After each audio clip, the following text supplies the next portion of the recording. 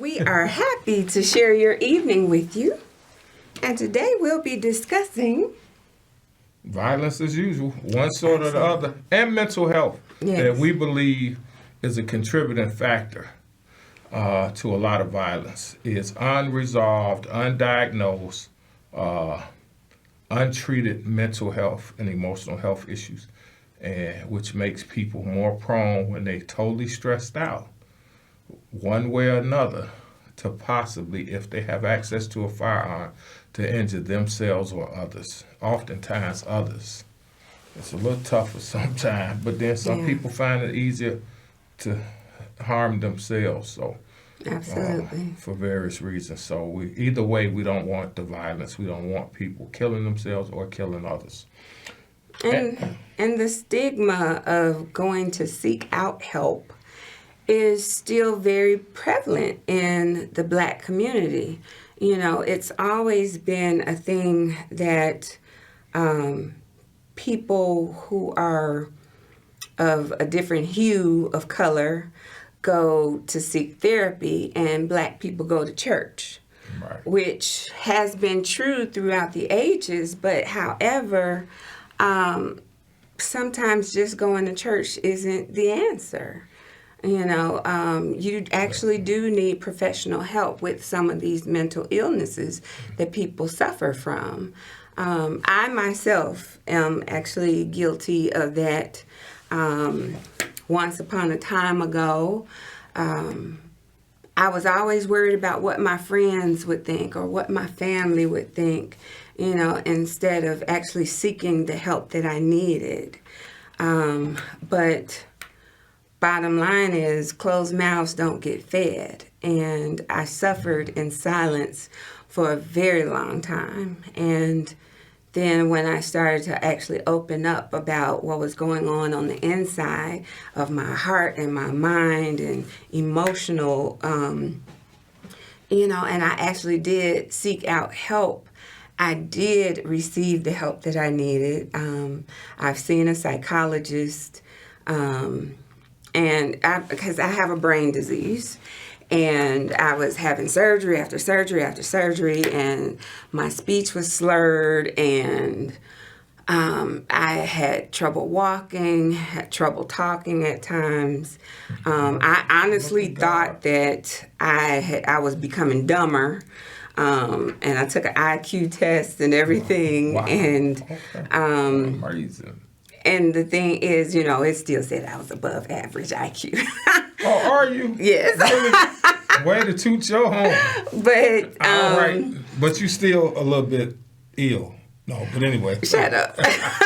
But the thing is, dealing with all of those different surgeries, I was up and popping before my acting career was going. I was working a full-time job in a construction firm, and, you know, everything was just happening for me all at once. And then this disease that I have, it sat me down, just boom, all of a sudden. And I didn't know how to handle that, you know, because I had to stop working. I had to stop going to church. I had to stop doing a lot of things that I was used to. And my oldest sister is a nurse. And she told me to actually, the next time that they tell you to go see a psychologist, tell them yes. You know, and that actually helped me get my disability. Right. But the thing is, opening up about my issues and how I felt and what I was going through, honest to God, my psychologist did help me through those tough times. And I know I've suffered from depression as well. I'm sorry to keep going on about my mental illnesses, but somebody may be able to identify, Chris. And sometimes the silent killer among us is many of us who go to church, many of us in the community, African American community in particular, do not let folks know we're struggling. Right. So they don't know it's help for them when they're struggling. Right. But by you opening up, you are probably saving a life or two, whether it's young, our age, your age, my age, or older. I'll try to go young a little bit. our age. Yeah. I try to get younger. Okay. I truly pray that my testimony can help somebody.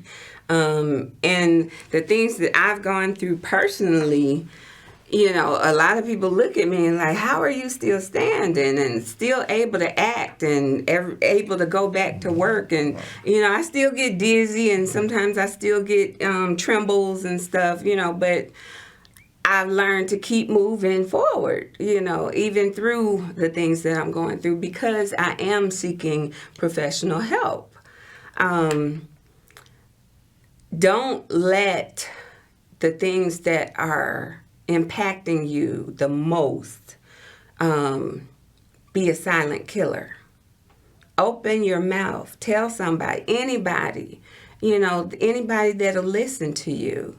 You never know. That one person that you think may not even be paying attention to you could be the person to save your life. So don't feel ashamed to talk about your issues and talk about what's going on with you. I had to learn not to even care about what people thought or, because at the end of the day, they're not coming home with me. They're not the ones suffering with me. They're on the sideline looking in and don't know what's going on the inside. So, you shouldn't care about what other people may think, because no one is actually going to know. Because nobody is following you around like that to know that you went to go see a psychologist or a psychiatrist, So don't let that even be an issue from stopping you from actually getting the help that you need.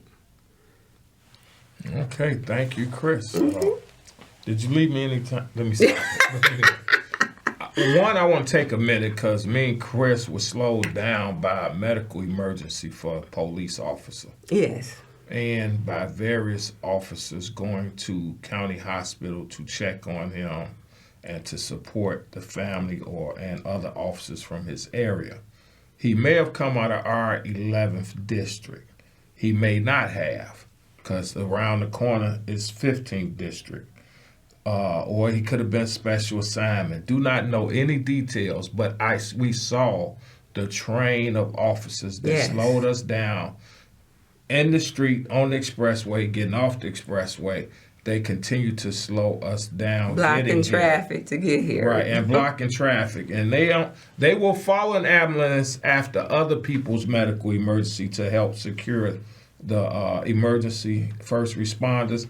But if they're out front blocking traffic, most likely it's an officer or somebody else in government that they're helping.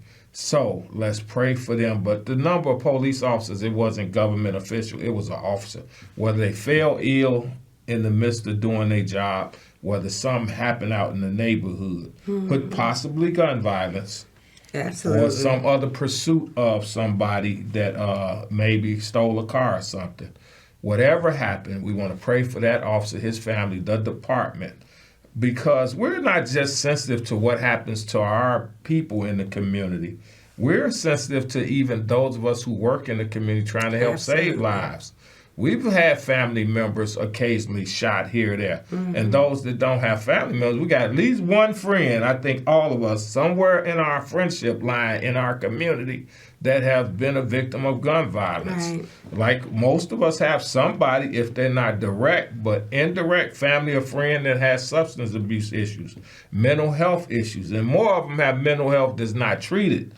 And I was one of them helping everyone else with their struggles and ended up with a struggle of my own. And I thought it was my heart. It was anxiety for the most part, mimicking potential more heart disease. Right. Now, I did have some heart issues, but most of the time I was leaving the work clinic with a high blood pressure, and it would be down when I get to Northwestern Hospital. And they finally said, you come in here a number of times. We've run a battery of tests. Nothing's ever been wrong with your heart. And usually by the time you get here, and when he first said it, you probably suffering from anxiety. I'm like, what he mean? Right. I'm trying not to have no heart attack or be helped before I could end up dead, right? Mm-hmm. So my mind like, you just reduce my trauma. And I'm about to go off, and then I realize, hold on.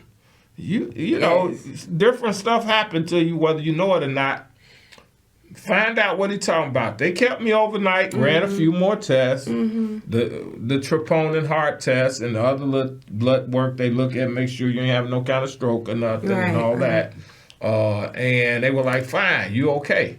However, we want you to go see, you know, a psychologist, possibly a psychiatrist. Yeah. And I was a little resentful at first. I have to admit, like, you know, because I deal with my other issues in the past of self-medicating, drinking, and weed smoking all day and all that. I had got stopped all that. And I'm 20-some years into that stop. Right. And somebody said, you might have some other mental, emotional stuff going on. I had stressed myself out trying to help everybody around me, family, friends, community, and keep a day job, and going to grad school in ministry, and had got myself totally stressed out. And the stress started sending my body through changes I didn't know how to handle at the time. Right. Now I know when you have anxiety, it's like a good surfer, only you on land.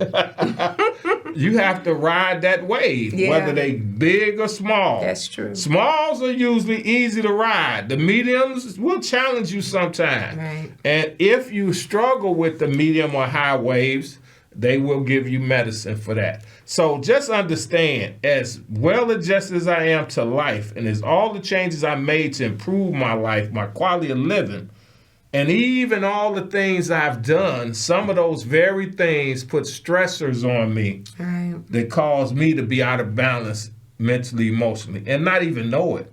And had me always wondering if I'm having a heart attack. Now, I rarely go to the hospital because I think I'm having a heart attack. Because usually I'm riding a wave. Yeah. And I've decreased my medication almost to nothing. I have gotten off one medication totally, my daily modifying balancing medication. And then my periodic, if I hit a wave I can't handle, I have some as-needed periodic that I may use once a month, once every 2-3 months. And the doctor started telling me, throw away the rest, because if people run into it at your house, they may take it off out of your medicine cabinet. You never know, you know. Yeah, that's true. That's true. So I was like, she said, get rid of it. Do not keep it. I can give you another prescription, especially since you're so mild now. Right. And have adjusted and learned to use other coping mechanisms. And also self-care. All of you all out there that may have anxiety or get depressed when you're not super busy, there's a thing called self-care and balance. Yes. You're entitled, no matter how much you want to help family, friends, and others, mothers in particular, and women, but also men that do a lot of protecting and caretaking of their families and community. You have to also learn self-care. Right. Like now they want to do learning things at my job. My assistants, my psychologist told me, do not start back working through lunch. If you want to help on a grant, you do that after work. Your lunch is a chance to draw back from all work, including the other work you do after work. You do not plug in your other work in your lunch break from your day job. Right, right. You take care of yourself. You get a mental, emotional break. You read a book. You go over some meditations. You just surf the internet, whatever, to give your mind a break from work. Absolutely. Of all kinds. And ministers sometimes struggle with that. Yeah. And family members of ministers struggle with not finding availability. So we're not always just talking about our struggling, poor, underserved, marginalized community members. In the African American community, mental health issues and emotional issues unresolved, unaddressed, and sometimes more so in the church than elsewhere because they think everything go to the altar sometimes. Right. Some of them have that mental thing, God God will take care of it, but he also put a psychologist and a psychiatrist here if you need them. Absolutely. He also, like diabetes and cancer and obesity, sometimes they have to give you some medicines to help you handle those issues, or sometimes surgeries for this or that. Right. They also have medicine to help those who get mentally, emotionally out of balance. Absolutely. And the last thing we need is to be promoting indirectly or self-afflicting wounds in our community. We have enough unbridled violence than for us not to embrace help that's here for mental, emotional issues to help deter that. And right now, as we talk about, folks have backed off, defund the police, and say give them assistance with non-policing matters or policing matters that can be transferred to mental health workers. Right. Don't have them stuck an hour, hour and a half, 2 hours dealing with somebody who's having a depression issue, anxiety issue, or a little bit schizo today because he didn't take his medicine for a week and a half, or she didn't take her medicine a week and a half.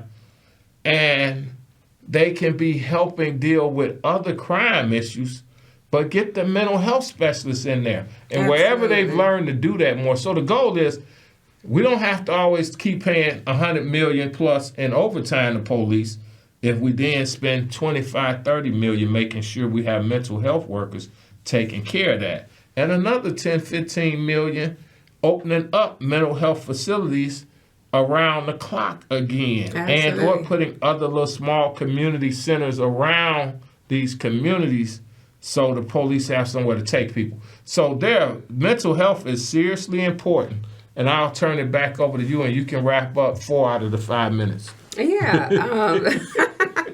The thing is, in the state of Illinois, they closed down umpteen mental health facilities, and they were displaced. All of these people with all these mental illnesses were now living on the streets, and people with all of these mental illnesses on the streets doing what they do, and you're walking down the street and they're having some type of episode, and they may hurt you or rob you or whatever, or molest you, whatever their issue is.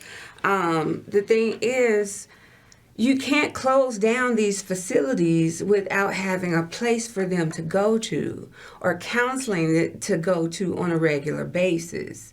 The simple fact is I'm not going to use the word crazy, but, when you have someone who truly is in need of mental... Well, so they're having episodes and stuff. Yes, crazy. okay. They be having episodes. Who is having an episode. Crisis. Those right. are the words I think That's we use now. In crisis. They're in crisis.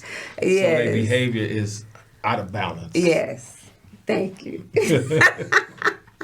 Well, So I'm in this business pretty regular when I'm not at the day job. Right. So, you just coming in contact with someone could be quite jarring, and you don't know how to react, or you don't know how to run fast enough, in some cases. So, you have to retreat sometimes. Yeah, that's true. So we have Fight to advocate for people who can't advocate for themselves. To protect us. Right. We have to enforce our politicians to, hey, we need help with mental health. We need help with counseling. We need help with policing. The majority of those calls to 911 are mental health issues. And the police don't know how to handle those issues. So that's how we end up with so many people being tased or hurt or even killed just simply because they were having a mental health breakdown and the police didn't know how to handle it. So we have to do something to help those that are in need. That's one thing that we do pride ourselves at a Hand Up is when you come to us and you are in that type of need, We have counselors on staff that we can direct you to, the types of help that you need. If you need detox or if you need some type of counseling or training or whatever, we are there to advocate for you. All we do is say, come on in. We just need to hear from you. So whatever help that you absolutely need, then we're here with an open ear, a shoulder to cry on, arms open for a hug, whatever it is that you need, we are here for you. My mouth just got so dry all of a sudden. That's me. It is time for me to assist her in closing out this program. Your 4 minutes up. That was your internal signal. Oh, okay. But anyway, even though we've learned to laugh through our pain. Yes. You have to also have a release. Absolutely. Don't take yourself too seriously. Don't let everything, as the disruptor Eric said, others destroy your peace, their behaviors. And don't feel guilty about it either. And don't feel guilty calling people out, telling people you can't give them the help, but directing them to where the help resources are. And sometimes, in order to get them off your nerve, you have to sometimes take them to the location of help and drop them off. That's better than you constantly trying to monitor some health issues and crisis you can't. Right. The most important thing we can do is, they say, love people to health, love them to life, love them enough to help them get the help they need. Absolutely. And when we help each other, we help ourselves. When we help them save their life, we in turn are also saving our lives. Absolutely. And a myriad of other lives out there that could be in the balance if they act out violently. So we thank you for your time. Thank you for joining us this evening, and have a great night. It's been a plum pleasing pleasure.